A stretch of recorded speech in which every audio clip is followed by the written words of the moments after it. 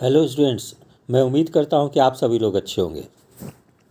67वीं BPC PT यानी प्रारंभिक प्रतियोगिता परीक्षा री एग्ज़ाम जो कि 30 सितंबर 2022 को आयोजित की गई थी, उस प्रतियोगिता परीक्षा में मेरे द्वारा प्रकाशित ज्ञान दर्पण पुस्तक से कुल 59 प्रश्न आए थे, जिसका विवरण मैं यहाँ पे नीचे दे रहा हूँ।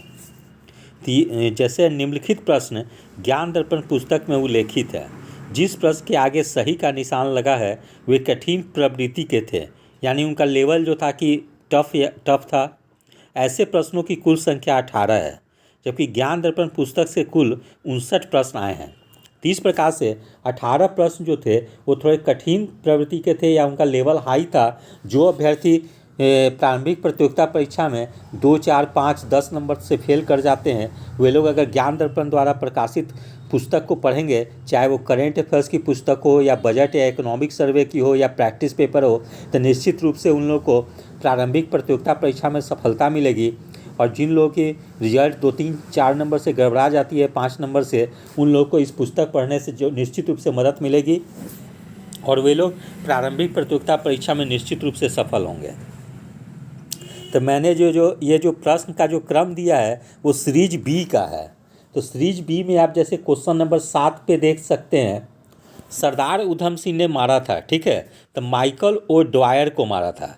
ये मैंने ज्ञान दर्पण वॉल्यूम 3 जो कि 67वीं बीपीएससी प्रारंभिक प्रतियोगिता परीक्षा जो पूर्व में 8 मई 2022 को हुई थी, उसके कुछ दिन पहले ही मैंने रामनवमी के दिन ये पुस्तक लाए थे बाज़ार में।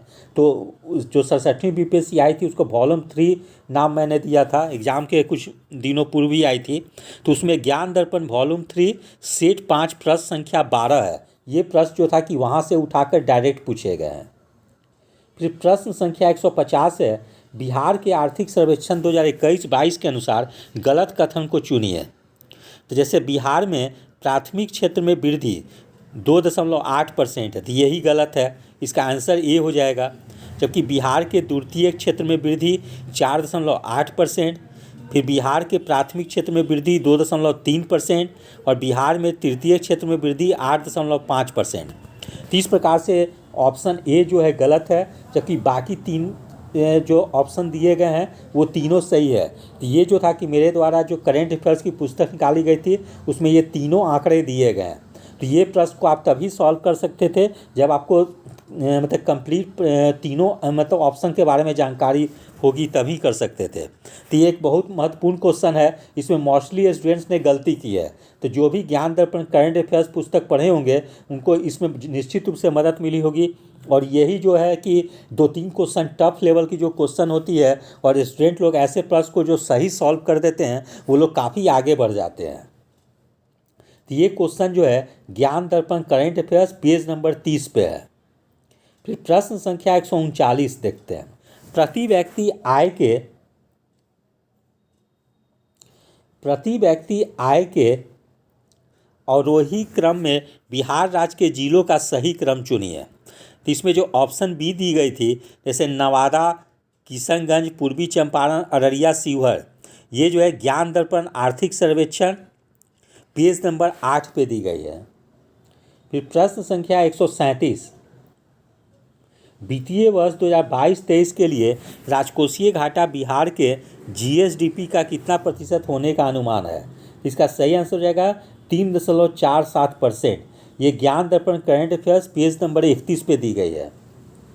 प्रश्न संख्या 136, शहरों के बढ़ते स्तर के अनुसार बिहार के निम्न जिलों का सही क्रम चुनिए। जैसे नालंदा, मुंगेर, पटना, ये आर्थिक सर्वेक्षण 2021-22 पेज नंबर 63 पे है। प्रश्न संख्या 64, यूक्रेन में रूस के सैन्य अभियानों पर चर्चा करने के लिए महासभा के आपातकालीन सत्र की अध्यक्षता किसने की। तो अब्दुल्ला शाहिद ने की। यह भी प्रश्न जो है बहुत सारे स्टूडेंट गलत बना दिए हैं। तो जो भी ज्ञान दर्पण के पुस्तक को पढ़े होंगे निश्चित रूप से उन लोगों को मदद मिली होगी। तो ये जो प्रश्न है ज्ञान दर्पण करंट अफेयर्स पेज नंबर 64 पे है। फिर देखिए प्रश्न संख्या 67, इसमें मोस्टली 99% स्टूडेंट्स ने गलत की है। प्रश्न है 67, G20 शिखर सम्मेलन 2023 कहाँ पे आयोजित होगी, तो ये नई दिल्ली भारत में होगी। जबकि पूर्व में इसकी समय स्थान निर्धारित थी वो जम्मू कश्मीर निर्धारित की, लेकिन एग्ज़ाम के 10 दिन पहले जो थे ये परिवर्तन कर दिया गया था स्थल को, वेन्यू को, और जम्मू कश्मीर से जगह पे नई दिल्ली निर्धारित की गई थी। तो ये मैंने एग्ज़ाम के कुछ दिन पहले करंट अफेयर्स लाया था, करीब 10 दिन पहले ही, तो उसमें मैंने ये चेंज कर दिया था। और जो स्टूडेंट्स को मैं क्लास लेता हूँ उन लोगों को भी बताया था कि G20 शिखर सम्मेलन 2023 में जम्मू कश्मीर में ना होकर नई दिल्ली में होगी। तो जो भी स्टूडेंट जो इसको पढ़े होंगे या तो वो न्यूज़पेपर पढ़ते होंगे तभी सही बनाए होंगे, और नहीं तो वे लोग जो कि मेरे द्वारा प्रकाशित पत्रिका मैगजीन को जो पढ़े होंगे। ये ज्ञान दर्पण करंट अफेयर्स प्रश्न संख्या 65 पेज नंबर 95 पे है। यहाँ मैं इसलिए क्वेश्चन नंबर और पेज नंबर मैंने लिख दिया है ताकि जो स्टूडेंट चाहें तो वो मेरे पुस्तक से मिला सकते हैं, कहीं ऐसा ना स्टूडेंट को लगे कि सर झूठ बता रहे हैं। प्रश्न संख्या 72, कोविड-19 टीकाकरण जून 2022 की पूर्णता को सुनिश्चित करने के लिए शुरू किए गए अभियान का क्या नाम है? इसका नाम है हर घर दस्तक 2। यह है ज्ञान दर्पण करंट अफेयर्स प्रश्न संख्या 97 पेज नंबर 97। प्रश्न संख्या 109, यहाँ दस्तक थोड़ा सा गलती लिखा गया, आधा दंती स होनी चाहिए थी, ये थोड़ा गलत लिखा गई है, तो इसको सुधार के पढ़ेंगे लोग। सॉरी, ऐसे स होगा यहाँ पे, ठीक है। फिर प्रश्न संख्या 109, बिहार के किस जिले में सबसे अधिक सोने का भंडार मिला है? ये जमुई जिला में मिला है, जमुई जिला के सोनो गांव में। ये ज्ञान दर्पण करंट अफेयर्स पेज नंबर 151 प्रश्न संख्या 45 में है। प्रश्न संख्या 83, बिहार के आर्थिक सर्वेक्षण 2021-22 के अनुसार वर्तमान में राज्य में शहरीकरण का स्तर कितना है? 15.3%। ये ज्ञान दर्पण करंट अफेयर्स पेज नंबर 31 पे है। प्रश्न संख्या 145, निम्न में से कौन सा भारत के बजट 2022-23 की प्राथमिकताओं में सम्मिलित नहीं है? तो विनिवेश नहीं है, क्योंकि विनिवेश का लक्ष्य जो है कि जितना निर्धारित किया गया था उससे काफ़ी ज़्यादा घटाकर कर दिया गया है 2022-23 के बजट में, इसलिए ये मैंने ज्ञान दर्पण करंट अफेयर्स पेज नंबर 23 पे दिया है। प्रश्न संख्या 56, बिहार के मुख्य न्यायाधीश कौन है? श्री संजय करोल। ये तो कॉमन क्वेश्चन है, सब जगह मिल जाएगी, मैचिंग वाली प्रश्न आई थी। इसमें बिहार का राज्यपाल कौन है, बिहार के मुख्यमंत्री कौन है, बिहार के मुख्य न्यायाधीश कौन है, और बिहार के मुख्य चुनाव अधिकारी कौन है? तो राज्यपाल मुख्यमंत्री तो कॉमन है, हर लोग जानते होंगे, मुख्य न्यायाधीश भी सब लोग जानते होंगे।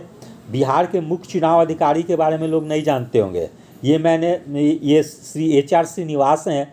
ये मैंने ज्ञान दर्पण वॉल्यूम 3 बिहार एक परिचय में मुख्य न्यायाधीश के बारे में चर्चा है, जबकि बिहार के मुख्य चुनाव अधिकारी श्री HR श्रीनिवास हैं। ये मैंने ज्ञान दर्पण वॉल्यूम 2 जो कि 66वीं BPSC की परीक्षा के समय मैंने प्रकाशित की थी, उसमें सेट 6 प्रश्न संख्या 111 का प्रश्न है, तो वहाँ से डायरेक्ट प्रश्न पूछे गए हैं। तो मैं इस ढंग का क्वेश्चन का लेवल रखता हूँ, ना तो बहुत ज़्यादा टफ ना बहुत ज़्यादा ईजी, ठीक है। एग्ज़ाम के पैटर्न को ध्यान में रखता हूँ कि डायरेक्ट क्वेश्चन आए। तो इस टाइप से ये प्रश्न आ गए हैं कि बिहार के मुख्य चुनाव अधिकारी कौन है? श्री HR श्रीनिवास। ये बहुत कम लोग जानते होंगे अभ्यर्थी। प्रश्न संख्या 24, ये मैथ का सवाल है। 55 विद्यार्थियों की एक कक्षा में 24 को क्रिकेट खेलना पसंद है और 26 को बैडमिंटन खेलना पसंद है। साथ ही प्रत्येक विद्यार्थी 2 खेलों में कम से कम एक खेल पसंद करता है। कितने विद्यार्थी क्रिकेट और बैडमिंटन दोनों खेलना पसंद करता है? इसका सही आंसर होगा 5। ऐसा ही प्रश्न मैंने हूबहू दिया है अपना ज्ञान दर्पण वॉल्यूम 3 सेट 1 प्रश्न संख्या 120 के समान, ठीक है। केवल डिजिट का अंतर है, जबकि क्वेश्चन सॉल्व करने की पैटर्न बिल्कुल समान है। प्रश्न संख्या 133, किस राज्य में पंचायत व्यवस्था नहीं है? तो मेघालय, मिजोरम, नागालैंड में नहीं है। ज्ञान दर्पण वॉल्यूम 2 सेट 1 प्रश्न संख्या 45 में ये क्वेश्चन है। प्रश्न संख्या 59, हाल ही में बिहार के किस स्थान पर उत्तर भारत का पहला बर्ड रिंगिंग स्टेशन खोला गया है? तो भागलपुर में। ज्ञान दर्पण वॉल्यूम 2 सेट 4 प्रश्न संख्या 107। आप चाहे तो वहाँ से मिला सकते हैं प्रैक्टिस पेपर से, इसलिए मैंने वॉल्यूम 2 का भी नाम लिख दिया है, सेट नंबर भी लिख दिया और प्रश्न संख्या भी लिख दिया है। प्रश्न संख्या 116, सरगासो सागर एक हिस्सा है किसका? उत्तरी अटलांटिक महासागर का। ये प्रश्न भी है। ज्ञान दर्पण वॉल्यूम 2 सेट 10 प्रश्न संख्या जो है 65 का व्याख्या है। प्रश्न संख्या 103, भारत छोड़ो आंदोलन के दौरान खुफिया रेडियो किसने आरंभ किया? उषा मेहता। ये ज्ञान दर्पण वॉल्यूम 1 सेट 10 प्रश्न संख्या 76 में उल्लेख है। प्रश्न संख्या 72, भारत के 75वें स्वतंत्रता दिवस के अवसर पर किसने हर घर तिरंगा अभियान शुरू किया है? तो केंद्र सरकार ने किया है। ये भी मैंने ज्ञान दर्पण करेंट अफेयर्स प्रश्न संख्या 77 पेज नंबर 142 पे उल्लेखित है। बहुत लोगों ने संस्कृति मंत्रालय अटेम्प्ट किया है। तो इस प्रकार से मेरे द्वारा ज्ञान दर्पण की जो पत्रिकाएं या पुस्तकें जो प्रकाशित की गई है प्रैक्टिस पेपर, उसे कुल 18 प्रश्न ऐसे हैं जो कि उनकी काफ़ी टफ लेवल की प्रश्न पूछी गई थी, जो कि एग्जाम में डायरेक्ट आए हैं। और जिन्होंने ज्ञान दर्पण पुस्तक को अच्छे तरीके से पढ़ा होगा वो लोग निश्चित रूप से इन प्रश्नों को सॉल्व किए होंगे। ठीक है, अब आगे हम लोग देखते हैं प्रश्न संख्या 3। डॉक्टर राजेंद्र प्रसाद को संविधान सभा का सभापति चुना गया दिसंबर 1946। ये ज्ञान दर्पण वॉल्यूम 2 सेट 2 प्रश्न 25 का व्याख्या है। प्रश्न संख्या 4, सीमांत गांधी के नाम से कौन जाने जाते हैं? अब्दुल गफ्फार खां। ज्ञान दर्पण वॉल्यूम 2 सेट 7 प्रश्न संख्या 17। बारदोली प्रश्न संख्या 8, बारदोली सत्याग्रह का सफल नेतृत्व किसने किया? वल्लभ भाई पटेल। ये मैंने ज्ञान दर्पण वॉल्यूम 1 सेट 4 प्रश्न संख्या 114।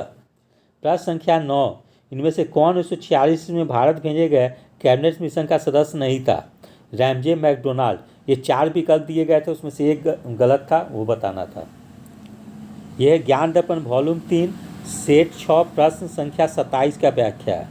प्रश्न संख्या 10, प्रसिद्ध गांधी इरविन समझौता किस वर्ष हुआ? 1931 में।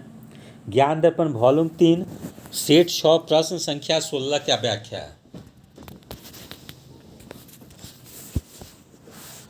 फिर प्रश्न संख्या 11, भारतीय राष्ट्रीय कांग्रेस ने किस सत्र में पूर्ण स्वाधीनता का प्रस्ताव पारित किया था? तो 1929 ईस्वी लाहौर में अधिवेशन में। ये ज्ञान दर्पण वॉल्यूम 3 सेट 5 प्रश्न संख्या 13 का व्याख्या है। प्रश्न संख्या 13, फरवरी 1922 ईस्वी में पुलिस चौकी में आग लगाने की घटना से संबंधित चौरी चौरा किस राज्य में? उत्तर प्रदेश में। ज्ञान दर्पण वॉल्यूम 3 सेट 6 प्रश्न संख्या 20। प्रश्न संख्या 14, खुदीराम बोस ने किस स्थान पर किंग्सफोर्ड की हत्या का प्रयास किया था? तो मुजफ्फरपुर में। ज्ञान दर्पण वॉल्यूम 3 सेट 1 प्रश्न संख्या 35। प्रश्न संख्या 15, आज़ाद दस्ता बिहार में किस आंदोलन के दौरान सक्रिय रहा? भारत छोड़ो आंदोलन के दौरान। ज्ञान दर्पण वॉल्यूम 2 सेट 10 प्रश्न संख्या 35 का व्याख्या। प्रश्न संख्या 17, 70 किलोग्राम के मिश्रण में बालू और सीमेंट का अनुपात 4:1 है। मिश्रण में कितना बालू और मिला दिया जाए? यहाँ थोड़ा गलत हो गई है, जय हो गई है, इसको ज़रा ठीक कर लेंगे, जाय हो जाएगा। ठीक है,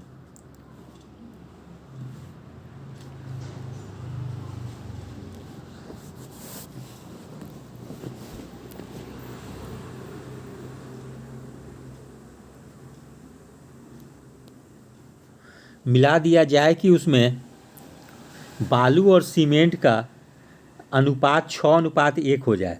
तो ये भी जो है मैथ का प्रश्न है, ऐसा ही प्रश्न मैंने दिया है हूबहू, केवल डिजिट का अंतर है और बालू सीमेंट के जगह पे कुछ दूसरा चीज़ का उल्लेख किया गया है, लेकिन क्वेश्चन बनाने का पूछने का पैटर्न बिल्कुल समान है। तब ज्ञान दर्पण वॉल्यूम 2 सेट 5 प्रश्न संख्या 150 पे देख सकते हैं। प्रश्न संख्या 19, एक समचतुर्भुज के विकर्णों की लंबाई 10 सेंटीमीटर और 24 सेंटीमीटर है, इसका परिमाप क्या होगा? इसका सही आंसर 52 सेंटीमीटर होगा। ये प्रश्न जो पूछी गई है वो ज्ञान दर्पण वॉल्यूम 1 सेट 2 प्रश्न संख्या 4 है, और ये प्रश्न जो है कि हूबहू उठा के यहाँ से दे दिए गए हैं मेरे पुस्तक से, और इसमें डिजिट भी बिल्कुल समान है। तो जिन्होंने ज्ञान दर्पण वॉल्यूम 1 बनाया होगा वे लोग अगर इस प्रश्न को बनाए होंगे तो डायरेक्ट डिजिट भी मिल रही है, यदि इजली दम वो सॉल्व कर दिए होंगे। जबकि ये प्रश्न कई स्टूडेंट गलत बनाए हैं, या उन लोग से बना नहीं है, वो लोग गेस किए हैं। तो इस प्रकार से मैं कहना चाहता हूँ कि जो भी अभ्यर्थी अभी 68वीं बीपीएससी प्रारंभिक प्रतियोगिता परीक्षा जनवरी 2023 में आयोजित होने वाली है और 69वीं बीपीएससी प्रारंभिक प्रतियोगिता परीक्षा मई 2023 में आयोजित होने वाली है। वे सभी अभ्यर्थी जो इस प्रारंभिक प्रतियोगिता परीक्षा में सम्मिलित होने वाले हैं वे लोग निश्चित रूप से ज्ञान दर्पण की पुस्तक को पढ़ लेंगे। मैं उम्मीद करता हूं कि निश्चित रूप से आप लोग को इस पुस्तक को पढ़ने से प्रारंभिक प्रतियोगिता परीक्षा में सफलता मिलेगी। और जो स्टूडेंट्स की रिजल्ट 1, 2, 3, 4, 5, 7, 10 नंबर तक से रुक जाती है वे लोग अगर इस पुस्तक को पढ़ेंगे तो निश्चित रूप से उन लोग को मदद मिलेगी और वे लोग प्रारंभिक प्रतियोगिता परीक्षा में निश्चित रूप से सफल होंगे। प्रश्न संख्या 23, अनिल और सुमन मिलकर किसी काम को 12 दिनों में कर सकते हैं, जिसे अनिल अकेला 20 दिन में कर सकता है। यदि सुमन को अकेले यह काम करना पड़े तो वे लोग कितने दिन में करेंगे? तो 30 दिन में। यहाँ थोड़ा छूट गई है टाइप करने में, उसको जब देख लेंगे तो वे लोग कि 30 दिन में। ये ऐसा ही प्रश्न मैंने दिया है ज्ञान दर्पण वॉल्यूम 2 सेट 4 प्रश्न संख्या 143। प्रश्न संख्या 31, अधिकतम एंजाइम होते हैं प्रोटीन। ठीक है, ये ज्ञान दर्पण वॉल्यूम 1 सेट 5 प्रश्न संख्या 107 है। प्रश्न संख्या 132, किस वैज्ञानिक चिकित्सक ने पहली बार टीकाकरण की शुरुआत की थी? Edward Jenner. ये ज्ञान दर्पण वॉल्यूम 1 विविध पेज नंबर 220 पे है। प्रश्न संख्या 33, वॉशिंग मशीन का कार्यकारी सिद्धांत क्या है? अपकेंद्रण। ये ज्ञान दर्पण वॉल्यूम 1 सेट 3 प्रश्न संख्या 100 है। प्रश्न संख्या 34, प्रकाश की गति किस माध्यम में न्यूनतम होगी? कांच या शीशा में? ये प्रश्न मैंने दिया है ज्ञान दर्पण वॉल्यूम 3 सेट 9 प्रश्न संख्या 76। देखिए ये प्रश्न जो है कि डायरेक्ट उठाकर दे दी गई है मेरे प्रैक्टिस पेपर से और कई स्टूडेंट्स ने इस प्रश्न को गलत किया है।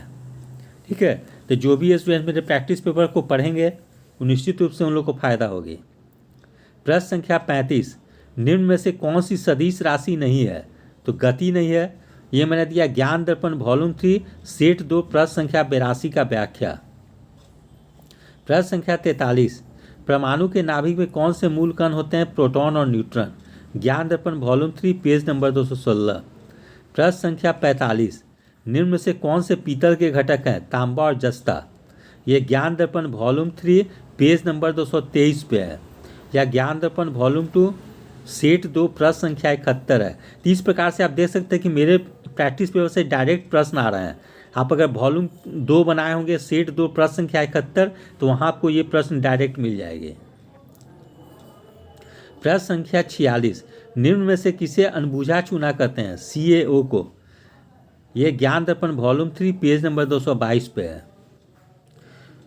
प्रश्न संख्या 47, जंग लगने पर लोहे के वजन में कौन सा परिवर्तन होता है? बढ़ता है। ये ज्ञान दर्पण वॉल्यूम 1 सेट 11 प्रश्न संख्या 98 है। प्रश्न संख्या 48, निम्न में से किसे श्वेत धातु भी कहते हैं? प्लेटिनम। ये ज्ञान दर्पण वॉल्यूम 3 पेज नंबर 219 पे है। प्रश्न संख्या 51, बायोगैस का निम्न में से कौन सा अवयव प्रमुख है? मीथेन। ज्ञान दर्पण वॉल्यूम 3 पेज नंबर 221 पे है। प्रश्न संख्या 52, निम्न में से किस रसायन के कारण पटाखा फूटने से चमकदार लाल रंग दिखाई पड़ता है? तो स्ट्रोंसियम हो जाएगा। ये ज्ञान दर्पण वॉल्यूम 2 सेट 7 प्रश्न संख्या 82 है। प्रश्न संख्या 75, केंद्र की नई शिक्षा नीति को लागू करने की प्रक्रिया शुरू करने वाला देश का पहला राज्य कौन है? उत्तराखंड। ये ज्ञान दर्पण करेंट अफेयर्स पेज नंबर 146 प्रश्न संख्या 141 है। प्रश्न संख्या 81, अपने उपन्यास टूम ऑफ सैंड रेड समाधि के लिए अंतर्राष्ट्रीय बुकर पुरस्कार प्राप्त करने वाली है गीतांजलि श्री। ये लिया गया ज्ञान दर्पण करेंट अफेयर्स प्रश्न संख्या 20 पेज नंबर 102। प्रश्न संख्या 84, बिहार में खादी के ब्रांड एम्बेसडर कौन है? मनोज तिवारी। ये ज्ञान दर्पण क्लास टेस्ट सीरीज, तो मेरे द्वारा जो ऑनलाइन क्लास ली जाती है उसके तहत मैं वीक में या सप्ताह में एक दिन टेस्ट भी लेता हूँ, तो वहाँ से भी प्रश्न डायरेक्ट पूछे गए हैं। प्रश्न संख्या 87, संथाल विद्रोह के नेता कौन थे? सिद्धू कानू। ज्ञान दर्पण वॉल्यूम 2 सेट 1 प्रश्न संख्या 115 का व्याख्या। प्रश्न संख्या 89, किस वर्ष उड़ीसा को बिहार से पृथक किया गया? 1936। कई स्टूडेंट्स जो हैं कि इतने आसान प्रश्न में भी गलती किए हैं, इसलिए किसी भी प्रश्न को आसान नहीं कहना थोड़ा मुश्किल होगी। इसलिए जो स्टूडेंट्स की ये सभी प्रश्न गलती हो जा रहे हैं वे लोग अच्छे तरीके से रिवीजन करें। तो ये प्रश्न दी गई है ज्ञान दर्पण वॉल्यूम 3 सेट 7 प्रश्न संख्या 37। प्रश्न संख्या 90, प्रथम बौद्ध महासभा आयोजित हुई थी राजगीर में। ज्ञान दर्पण वॉल्यूम 3 सेट 1 प्रश्न संख्या 2 का व्याख्या। निम्न में से कौन से सामाजिक सुधार विलियम बेंटिक ने प्रारंभ किया? पहला है ठगी प्रथा का उन्मूलन, दूसरा ठगों की संगठित गिरोह का दमन, तीसरा दास प्रथा का उन्मूलन, चौथा धर्म परिवर्तन के कारण अयोग्यता के प्रावधान को हटाना।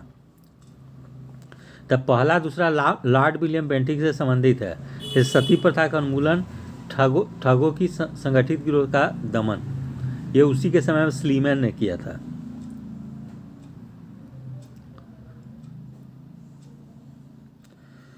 तो ये प्रश्न जो है दो जगह से लिए गई है, जैसे ज्ञान दर्पण वॉल्यूम 3 सेट 1 प्रश्न संख्या 26 का व्याख्या, ज्ञान दर्पण वॉल्यूम 3 सेट 10 प्रश्न संख्या 28। प्रश्न संख्या 100, भारत में प्रथम जनगणना किस वर्ष प्रारंभ हुई थी? तो 1872 में। ये ज्ञान दर्पण वॉल्यूम 1 सेट 10 प्रश्न संख्या 78 का व्याख्या है। प्रश्न संख्या 101, सुखदेव राजगुरु तथा भगत सिंह ने को किस तारीख को फांसी दी गई? 23 मार्च 1931। ये ज्ञान दर्पण वॉल्यूम 3 सेट 4 प्रश्न संख्या 26 है। प्रश्न संख्या 105, बिहार में तुर्क सत्ता का वास्तविक संस्थापक कौन था? बख्तियार खिलजी। ज्ञान दर्पण वॉल्यूम 3 सेट 4 प्रश्न संख्या 10 है। प्रश्न संख्या 106, बिहार का शोक किस नदी को कहा जाता है? कोसी को। ये ज्ञान दर्पण वॉल्यूम 2 सेट 1 प्रश्न संख्या 66 का व्याख्या है। प्रश्न संख्या 110, बिहार के किस जिले को सिल्क सिटी के नाम से जानता है? भागलपुर। ज्ञान दर्पण वॉल्यूम 3 सेट 4 प्रश्न संख्या 74। प्रश्न संख्या 111, भारत की जनगणना 2011 के अनुसार बिहार में महिला साक्षरता दर क्या है? 51.2%। ये ज्ञान दर्पण वॉल्यूम 3 बिहार एक परिचय में उल्लेख है। प्रश्न संख्या 117, भारत और चीन के बीच सीमा रेखा को क्या कहा जाता है? मैकमोहन रेखा। ज्ञान दर्पण वॉल्यूम 1 सेट 6 प्रश्न संख्या 111 का व्याख्या। प्रश्न संख्या 121, भारत का कौन सा राज्य थोरियम उत्पादन में अग्रणी है? केरल। ये ज्ञान दर्पण वॉल्यूम 3 प्रश्न संख्या 50 का व्याख्या या पेज नंबर 222 पे। या ज्ञान दर्पण वॉल्यूम 2 सेट 5 प्रश्न संख्या 92 का व्याख्या। प्रश्न संख्या 124, भारत की जनगणना 2011 के अनुसार सबसे अधिक अनुसूचित जनजाति कौन सी है? तो भील है। ये है ज्ञान दर्पण वॉल्यूम 3 प्रश्न सेट 6 प्रश्न संख्या 46। प्रश्न संख्या 125, बिहार राज्य का कुल भौगोलिक क्षेत्रफल कितना है?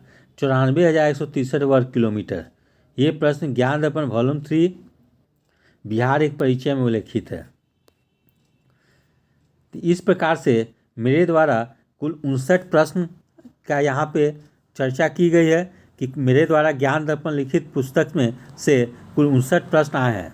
इसमें से 18 प्रश्न जो थे काफ़ी कठिन प्रवृत्ति के थे, और जिन लोगों ने ज्ञान दर्पण पुस्तक को पढ़ा होगा मैं समझता हूँ कि उन लोग की प्रारंभिक प्रतियोगिता परीक्षा निश्चित रूप से अच्छी गई होगी और वे लोग निश्चित रूप से प्रारंभिक प्रतियोगिता परीक्षा में सफल होंगे। यद्यपि जिस स्टूडेंट की प्रारंभिक प्रतियोगिता परीक्षा अच्छी नहीं गई है वे लोग क्लास के लिए मुझसे संपर्क कर सकते हैं, या टेस्ट सीरीज भी मेरे द्वारा आयोजित की जाएगी, उससे भी जुड़ सकते हैं। तो जैसे चाहे वो जुड़े, मैं आप लोग को गाइड करता रहूँगा। तो यदि आप सभी लोगों को मेरा चैनल अच्छा लगा हो, इसे लाइक से और सब्सक्राइब करें। धन्यवाद। Take care.